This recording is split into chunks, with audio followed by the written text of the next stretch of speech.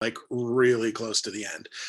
We literally only have this chapter and the one after it. So we have about 4 weeks left in the semester, and 2 units to get through. So we are plowing through.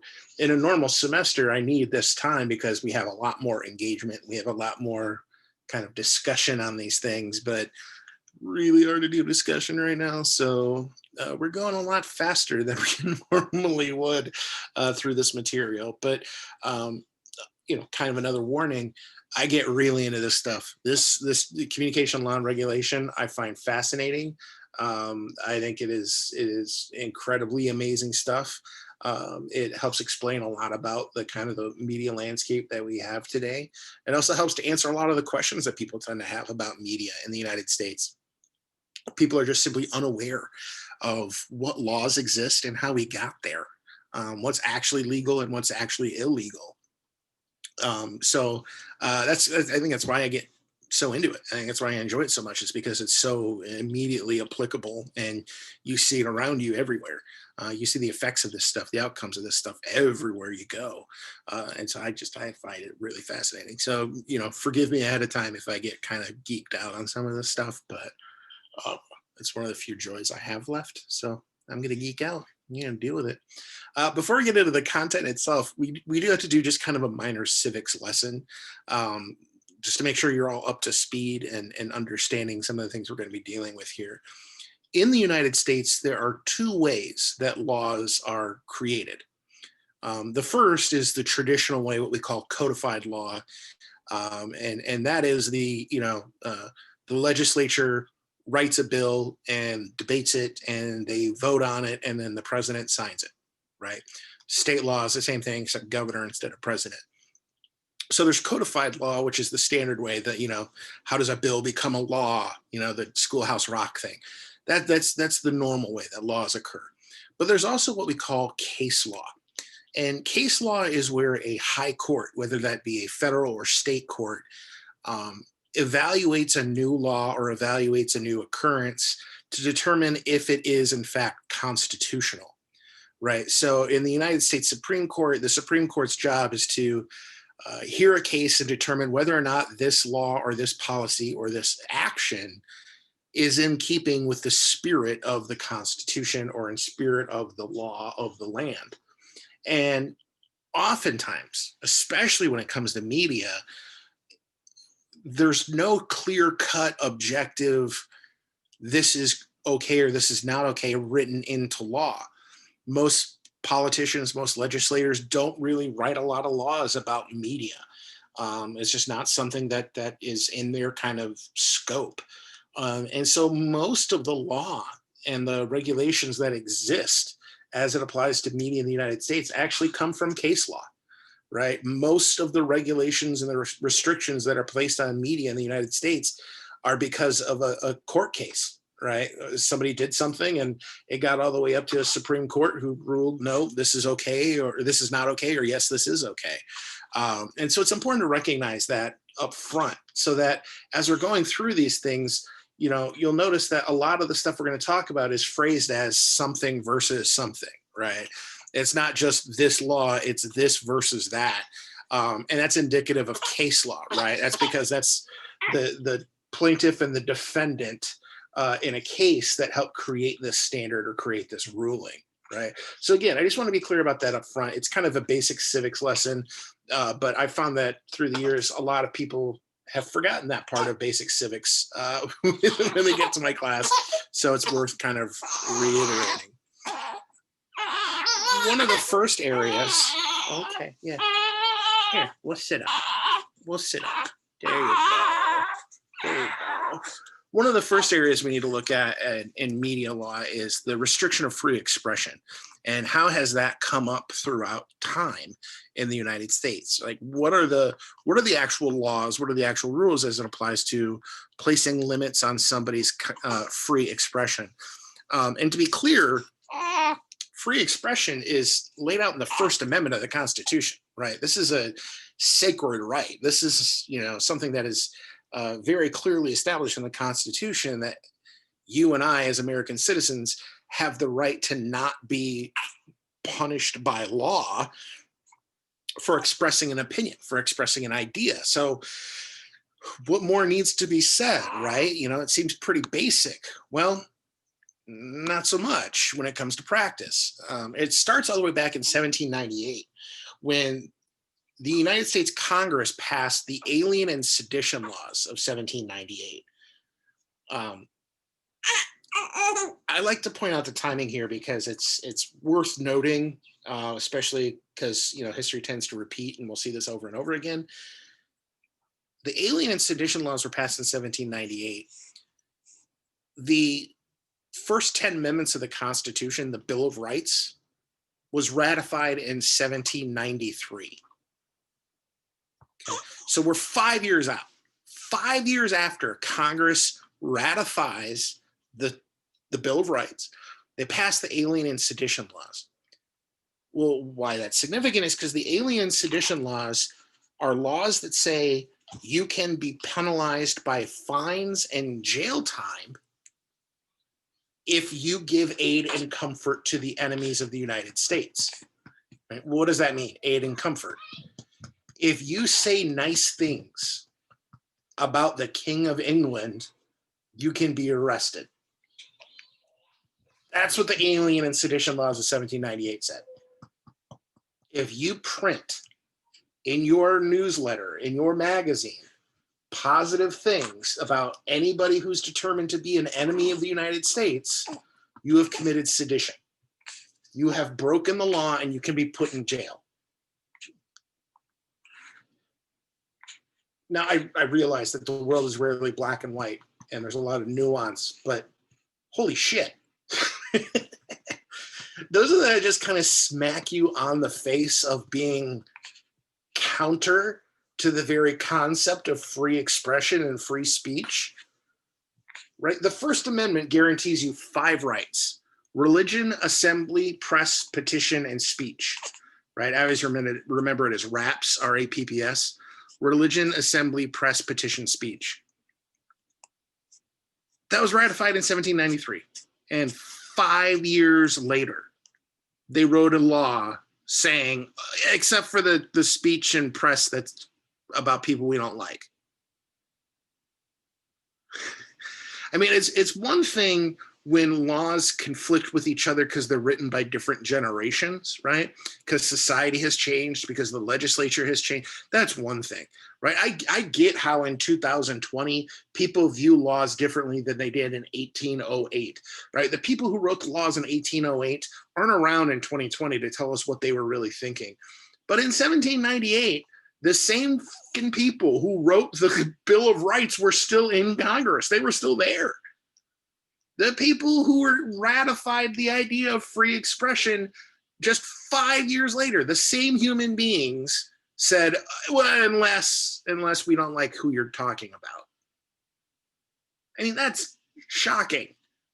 That should be incredibly startling. And yet they did it.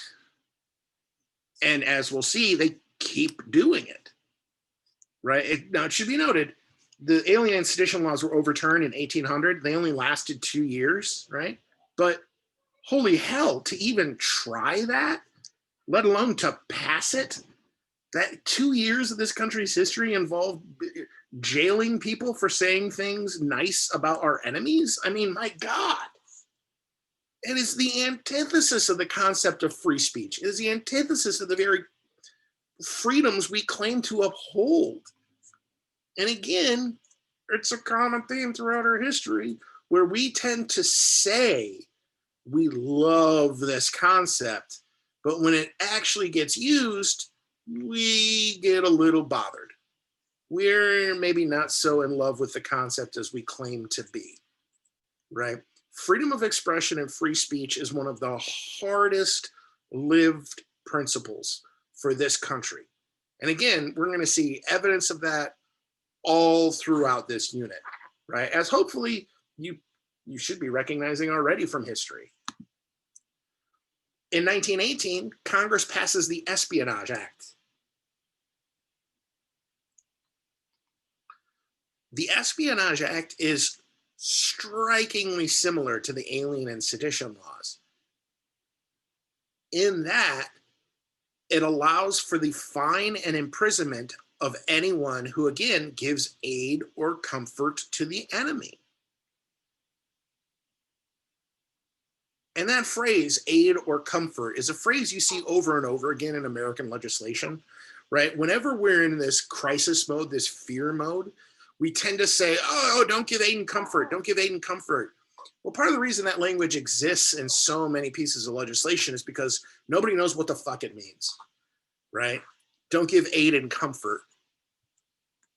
So if I just send warm wishes, have I given aid and comfort to the enemy? Well, I bet you a good attorney could argue I had.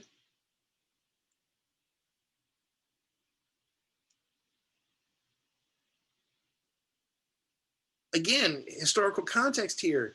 In 1918, we were in the throes of World War I, right? We were in the middle of a global war.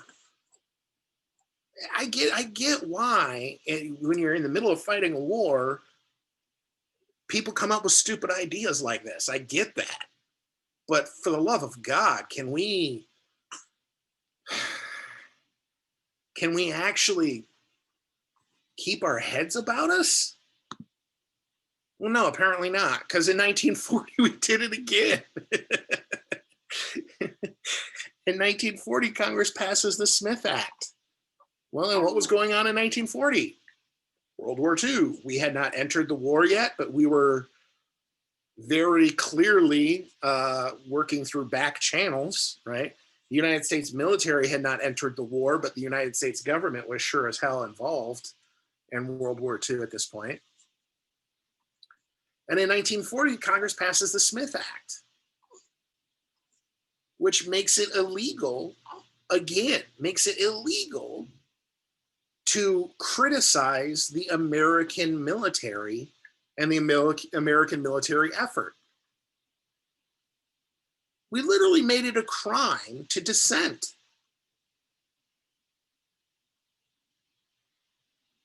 Because we keep doing that. that's our thing. When the bullets start flying, we say never mind about that whole First Amendment thing. I want us to be better. Be better, kids. Be better. And then there was the House Un-American Affairs Committee, HUAC, in the 1940s and 50s. HUAC is almost always referred to in the same breath as McCarthyism or the Red Scare. The House Un-American Affairs Committee was a committee that was put together by the United States House of Representatives to investigate American citizens who were purported to have connections to the Communist Party. It's called McCarthyism because it was this movement, this anti-communist movement, was largely spearheaded by a senator from Wisconsin named Joseph McCarthy. McCarthy was a just vicious, just rabid anti-communist fighter, right? He just hated communism and all things associated, and wanted to rid the United States of communism because he saw it as this immoral, evil entity that was going to destroy the nation from within, and blah, blah, blah, blah, blah. So the House Un-American Affairs Committee, again, is a committee put together by the House of Representatives to investigate people who may have ties to the Communist Party. What this committee did is they would subpoena individuals, usually in influential entertainment positions. They did investigate several people who were in government positions. There were a lot of government employees who were brought before HUAC, but for our purposes, what really stands out is all of the entertainment industry leaders who were brought before HUAC. And they would, ask them to testify about any connections they have to the Communist Party or any knowledge of anyone they know who has connections to the Communist Party. And this led to blacklisting, right? This led to blacklisting. If you were believed to be associated with communists, you were no longer allowed to work in the entertainment industry, in the film industry. You were done. right? No one would hire you again because it looked bad to hire a communist sympathizer. Now, here's the thing about HUAC. They weren't investigating any illegal activity. It has never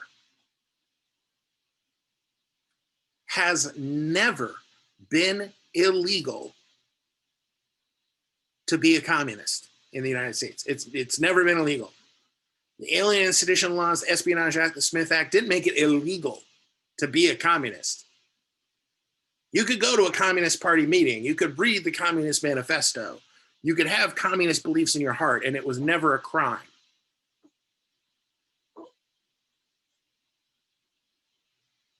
But the HUAC hearings, the Red Scare tactics, ruin people's life simply for their political thoughts.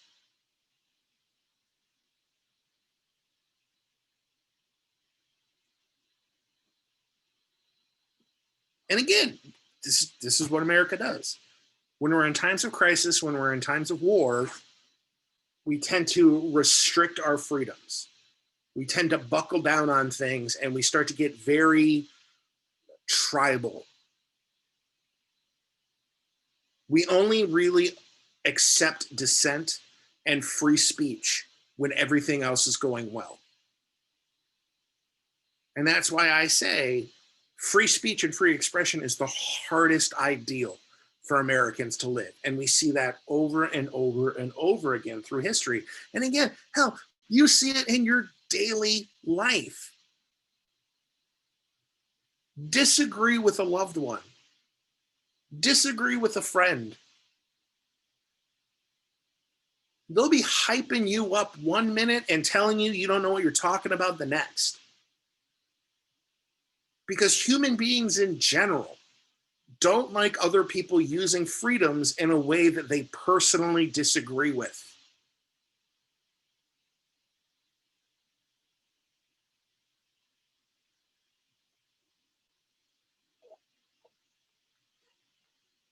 So we suck. You should stop it. Another important concept when it comes to media law and regulation in the United States is something called prior restraint. Prior restraint is the idea that before anything can be distributed to the public, it has to be approved by an official government entity. Right? Thus, prior restraint. It's prior to publication, you can place restraints on what goes out. Right? So how have we dealt with prior restraint in our country's history? Well, it begins in 1931 in a case called Muir versus Minnesota. In that case, the basic gist is this was during Prohibition, right? So this is when it was illegal to consume or possess or sell or distribute alcohol. A newspaper publisher in Minnesota had been in his newspaper publishing the names of everyone in that area who had been arrested for bootlegging, right? So kind of like how today you have a crime blotter, right? Where if you go to a newspaper or even on Facebook, you got your like Freeport scanner and stuff like that. They report on people who have committed crimes, right? So in Muir versus Minnesota, this newspaper publisher had been printing the names of bootleggers, right? People who had been arrested, which is all public record, right? He wasn't violating anyone's privacy. It's all public record. He was just publishing the names. Well, it turned out that one of the names that he published was a family member of the governor of Minnesota. The governor of Minnesota had a family member who was a bootlegger, and he had been arrested. And this guy printed the governor's family member's name in his newspaper as a bootlegger. Well, go figure, the governor of Minnesota didn't like that too much. He wasn't thrilled about that because that embarrassed him. And so the governor of Minnesota said, okay, you're not allowed to print this anymore until you get it approved. right? We need to see everything you're going to run before you run it. And we have to sign off on it before you can print it. And the publisher said, no, you don't. That's not how this works. And the governor said, yeah, it is now. And they shut him down, right? They shut him down. They did not allow him to print. They sued him, wouldn't allow him to print any publications until he agreed to have these things pre-screened by the governor's office. Well, the case went all the way to the Supreme Court. And in 1931, the Supreme Court ruled, no, dude, you can't do that. That's not okay. In the United States, prior restraint is not something we do. However, the government can limit the publishing of troop movements during war, and they can control obscenity. Right? So in a case about whether or not you can print the names of criminals in a newspaper, the Supreme Court said, well, hell no. But you know what you can do? And this is something you see over and over again when you look at Supreme Court cases. They're not just ruling on whether or not Neer was in the right. They're ruling on whether or not this concept is acceptable within the bounds of the United States Constitution. Why in the hell are they talking about obscenity and troop movements in a case about bootlegging? Because they're looking at the larger picture here of prior restraint. And so in a move that some people would consider to be judicial overreach, the Supreme Court says, you know what, it is okay to do these things. You can limit these things. A few years down the road in 1971, we get the famous New York Times versus United States case. This is known as the Pentagon Papers case. This is the Daniel Ellsberg case I was referring to the other day where I kept saying the wrong name. Because, I'm not that bright. Daniel Ellsberg, who worked for the Pentagon, had found documents that very clearly proved that the United States had been committing war crimes. Right, really, that's the short version. He found documents proving that the United States had been committing war crimes in Vietnam and the neighboring countries. And so he started sneaking out these documents and making copies. Well, once he had all of these documents copied, he gave them to the New York Times, said, hey, you guys want to run this story? And the New York Times, again, being good journalists, notified the Pentagon and said, hey, do you guys want to comment, right? Do you want your side of the story on this thing that we're going to run? And the Pentagon, the United States government went, hell no, you're not going to do that. And they sued to stop him, right? They sued to put a stop to this and not allow for that publication to go forward. Oops, not bad. Ultimately, the Supreme Court ruled in favor of the New York Times and said, no, you do not have a vested interest here. The United States government does not have a vested interest here in stopping the publication of this material. It's not a matter of national security because everything's already happened. This is just wanting to save face, right? So the United States government tried to exercise prior restraint and say, no, we get to censor what you put out before you put it out. And the Supreme Court ruled in 1971, no, that is not the case. You cannot exercise prior restraint, upholding again Neer versus Minnesota, right? Reaffirming the idea that prior restraint does not exist in the United States. Well, a couple years later in 1979, not learning their lesson, the federal government sued a magazine called The Progressive out of Wisconsin, coincidentally. The Progressive is a magazine that still exists. You can still go work at The Progressive right now for, $12,000 a year. The Progressive is a magazine that they were going to run an article, print an article in their publication on how to build an atomic bomb. The man who wrote the article compiled all of the data, all of the information on how to build an atomic bomb. He got all of that information from the public library, right? He didn't go to any special classified sources. Like all of the information that was present in that article was information that anybody could get at the library. All he did was compile it. All he did was put it into one space instead of, you got to go to this book and then this book. And then he just compiled it. He simplified it. And the federal government didn't want that information getting out. They argued that this is dangerous. This is, this is going to be a really, really bad thing if anybody in the world can know how to make an atomic bomb. And again, the lawyers for the progressive said, but anybody already can figure this out. We're not giving away anything that isn't already out there. What's fun about this case is that the way it was settled is before the Supreme Court could grant a ruling, multiple other magazines and newspapers in the country went ahead and ran the article without permission, further demonstrating the case of the progressive that the information is already out there, so why would you stop us? And after that occurred, the Supreme Court really had absolutely no reason to not rule in the favor of the progressive, right? But again, prior restraint has been shot down time and time again. Every time the Supreme Court has heard a case related to prior restraint, it has gone against it. It has said, no, it is a fundamental, basic liberty in the United States that you cannot censor material before it goes out. We don't have to get approval from the government to print things. That is a fundamental, basic belief of the American people. And the Supreme Court has upheld it time and time again.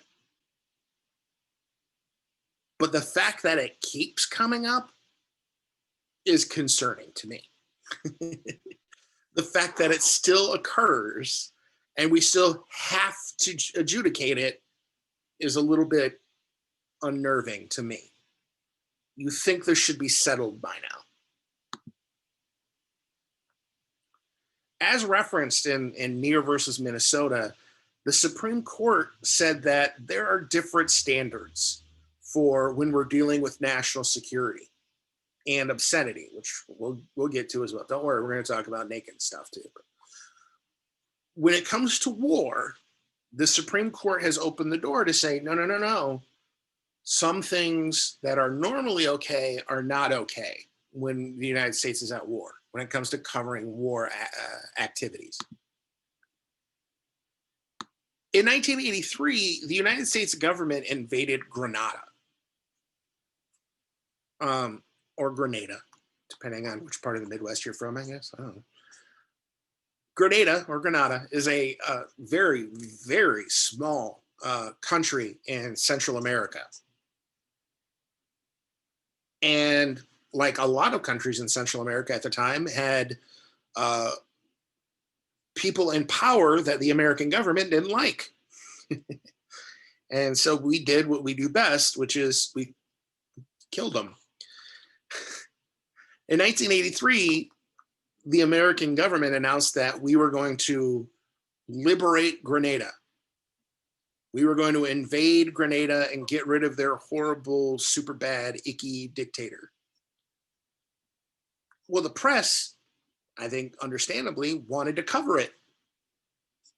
They wanted to go and get footage of this. They wanted to have boots on the ground, as we say, covering the event, covering history as it happened, reporting back to the American people. Well, given the Supreme Court cases that have happened throughout our history to say you can't exercise prior restraint on the press, the Pentagon actually made a brilliant move. They didn't tell any journalist you can't go. Instead, all they did was say, we're not going to protect you. We're not going to give you a ride there. We're not going to give you a ride back. And while you're there, you're on your own. You're American journalists, and we're the American military, but we're not your bodyguards. And when faced with that reality, the American press collectively went, never mind then. When faced with the reality that their employees, their reporters could very much be at risk and have zero protection from the American military, American journalists decided to stay out of it. And so there was no media coverage in Grenada during the invasion. All of the reporting came from what we call pool reports, where the American military kind of gave press releases out, but okay, here's what we did. And so the only accounting we have of what happened during that invasion is from the American military and from the people of Grenada, right? Obviously, both really, really biased about what happened there. Both sides have very clear and very understandable, biases as to how that story gets told. So we really don't have a true accounting of what happened during that military action. In 1991, during the first Persian Gulf excursion, the American military again resorted to pool reporting. It worked so well in 1983, they did it again in the Persian Gulf.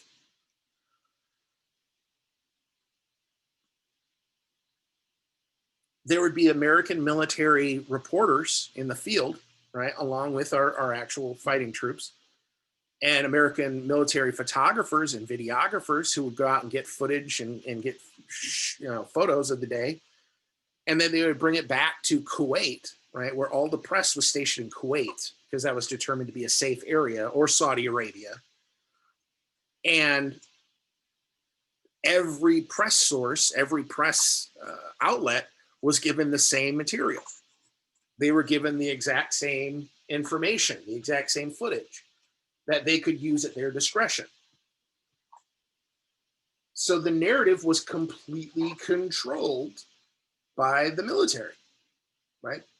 Everything we knew about what was happening during the Persian Gulf War, we knew because the military told us.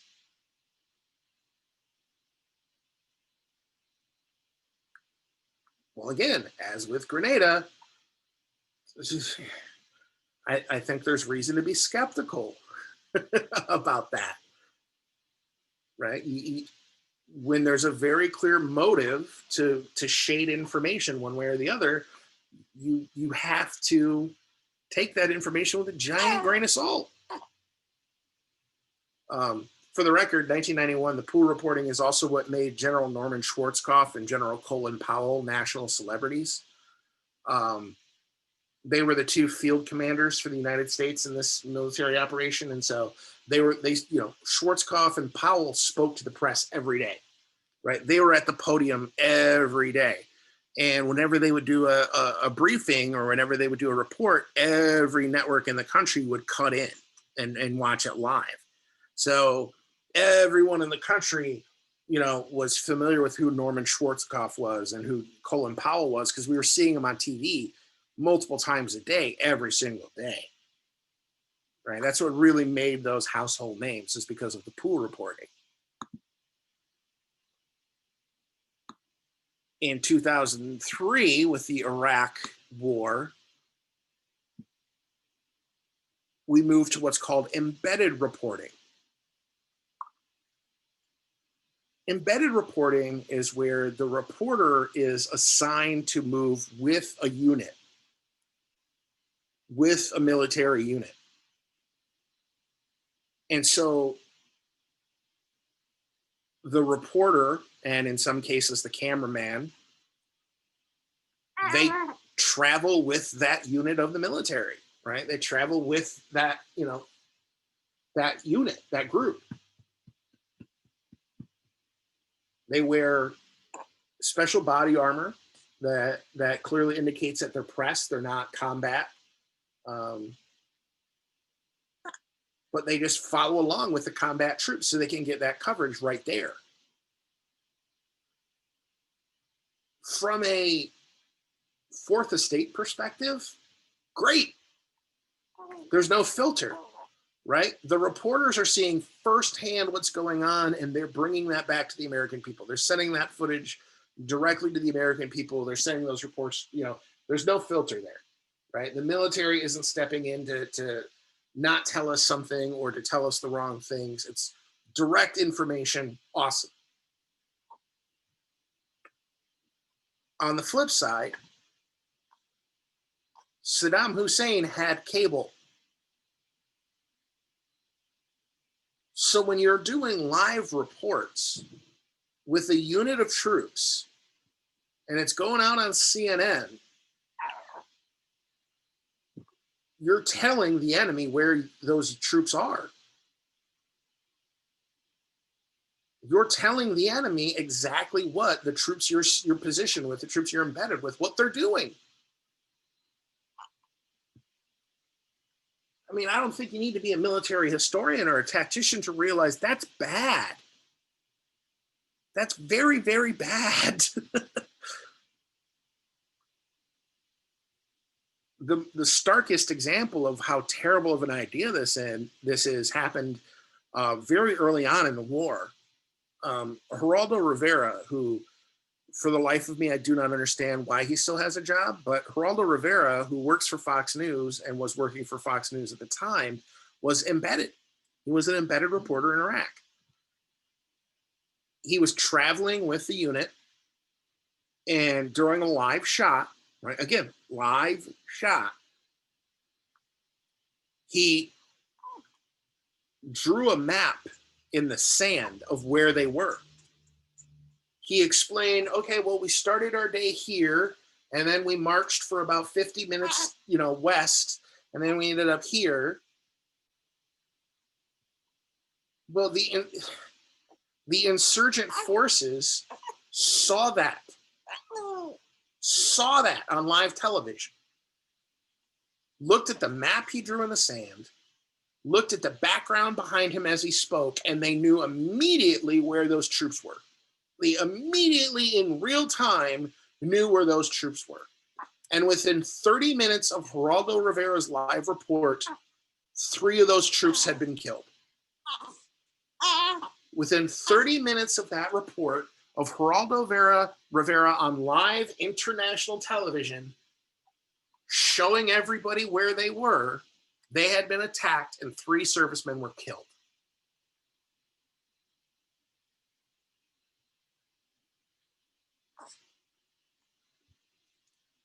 I don't think it's that hyperbolic to say that embedded reporting directly resulted in the death of American military servicemen and women.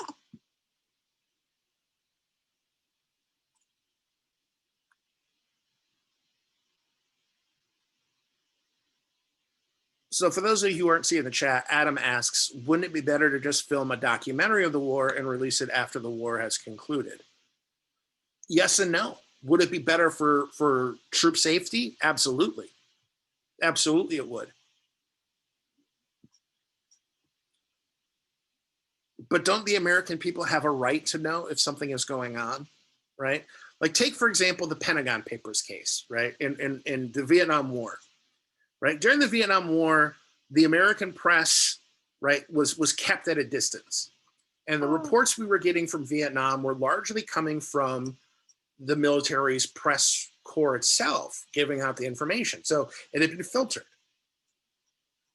In hindsight, right, we know that the American military was committing war crimes, right? That they were murdering civilians, they were targeting civilians, they were bombing civilians, they were bombing other countries, right? We know in hindsight that the American military handled itself very, very inappropriately during that war. But if we had known in real time, then more could have been done. If we had known in real time what was going on, I know, right? Then more could have been done. More pressure could have been brought to bear. Voters would have been more aware in making their decisions, right? More could have been done. So, would it have been better to just film everything and release it afterwards? From a safety perspective, yes. From a accountability standard, no.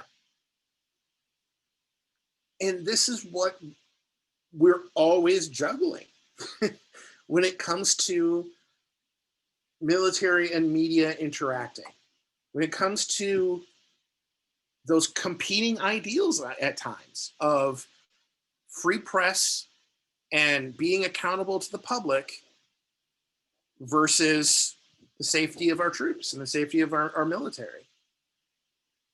We have to find a delicate balance there. We have to figure out how both of those ideals can exist in some form or another. And I don't know how. You know, I'll freely admit I don't know the answer to that. Well, yeah. Oh, you guys made the baby sad. Look what you did. Oh, don't make that face. I don't like that face. Oh. So yeah, we've got to figure out a balance. And I, you know, again, I don't have that answer. I don't know what the answer is. But I know that the way we've been doing it is literally causing people to die. And I'm not a fan of that. So I mean, maybe you guys can figure something out. You know, work on it. You guys have downtime. You know, maybe instead of, you know, going on TikTok, start thinking about how we can have real-time accountability coverage and not jeopardize the safety of troops. If you can figure that out, that would be awesome. We'll make a lot of money. Yeah, I'm getting a cut of that because I told you it was even a thing. So you have to give me money for that. Just FYI.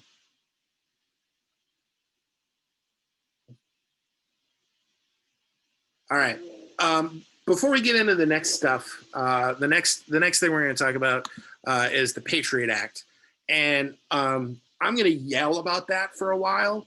So that's probably best that we hold off until Wednesday to talk about that, because it makes me so mad. If you've never heard of the Patriot Act, do a little Google. Do a quick Google before Wednesday. Excuse me. Get ready to get mad. So we'll pick this up on Wednesday. We'll keep talking about this stuff. And yeah. So in the meanwhile, take care of yourselves. Take care of each other. Or the people around you, at least. You probably won't see the other people in this class.